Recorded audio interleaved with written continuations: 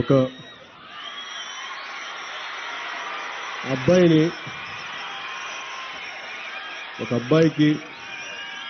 చదువు నేర్పిస్తే తను మాత్రం ఎదుగుతాడంట. అదే ఒక ఆడబిడ్డకి చదువు నేర్పిస్తే ఇల్లంతా మొత్తం దానికి అభివృద్ధి ఏర్పడుతుందని చెప్తారు. అలాగే ఇక్కడ మన సంయుక్త గారు సర్పంచ్కి ఎన్నికై ఇందాక మాట్లాడిన ఆడపడుచులు పగడాల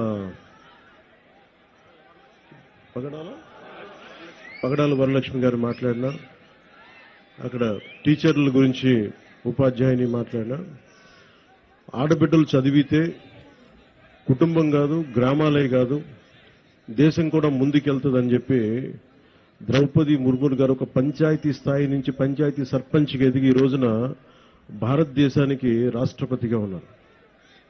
అంటే ఒక స్త్రీ శక్తి ఎలా ఉంటుంది అనేది మనం ద్రౌపది ముర్ము గారి దగ్గర నుంచి ప్రెసిడెంట్ గారు, అలాగే మన సంయుక్త గారిని చూసి నేర్చుకున్నాను.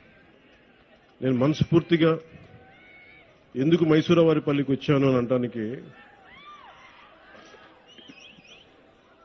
అసలు పంచాయతీ వ్యవస్థ నిర్వీర్యమైపోయిన సమయంలో,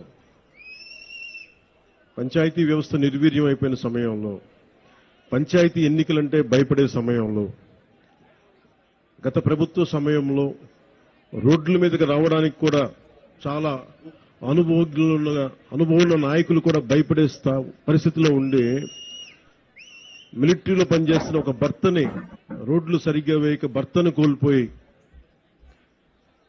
తన భర్తను కోల్పోయి గ్రామానికి భర్త ఆశయాలను ముందుకు తీసుకెళ్లాలి అని చెప్పి కారుమంచి సంయుక్త గారు సర్పంచ్గా నిలబడి అత్యంత ప్రతికూల పరిస్థితుల్లో నిలబడి గెలిచిన తర్వాత నాకు నిజంగా గుండె కదిలించేసింది.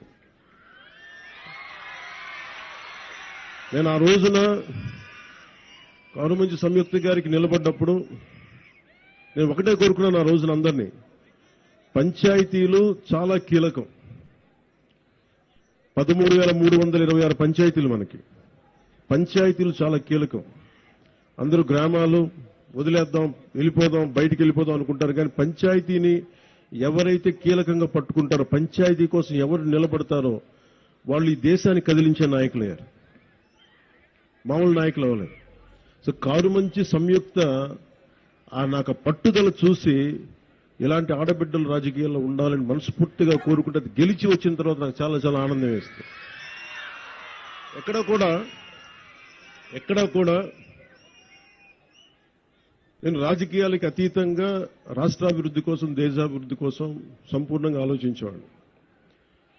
32 సంవత్సరాలుగా స్వాతంత్ర దినోత్సవ వేడుకలకు కానీ, గణతంత్ర దినోత్సవ వేడుకలకు కానీ 100 రూపాయలు, 200 రూపాయలు ఇచ్చేవాళ్ళు మైనర్ మేజర్ పంచాయతీలకి.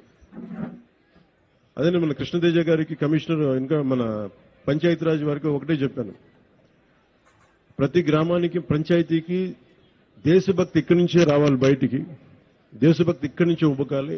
ఏం చేద్దామంటే ఆ చర్చలో ఒకటే వచ్చింది, ముందు మన జాతీయ జెండాకి గుండెల నిండుగా మనకి శాల్యూట్ కొట్టే పండుగ ఇది, మన త్యాగాలను గుర్తుపెట్టుకునే పండుగ ఇది.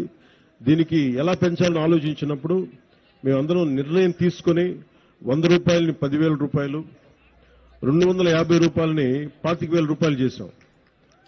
ఇప్పుడు దాకా ఎవరు చెయ్యడానికి ఆలోచన రాలా.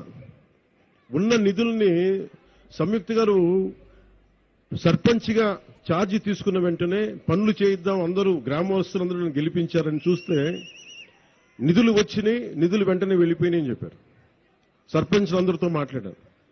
మేము రాజకీయాలకు అతీతంగా చేస్తాం అని చెప్పడానికి ఒకటే ఒక కారణం ఏంటంటే, 13,326 పంచాయతీల్లో తెలుగుదేశం సర్పంచులు కానీ, జనసేన సర్పంచులు కానీ అందరూ కలిపితే 3వ వంతు ఉంటే ఎక్కువ.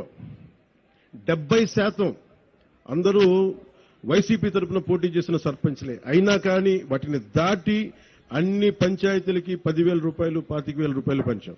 ఇది మా చిత్తశుద్ధి గ్రామాల వైపు. అంతేగాని ఎవరు దాన్ని అసారథ్యం వహిస్తున్నారు కాదు, మన గ్రామాలకు ఏం కావాలి అని ఆ చిత్తశుద్ధి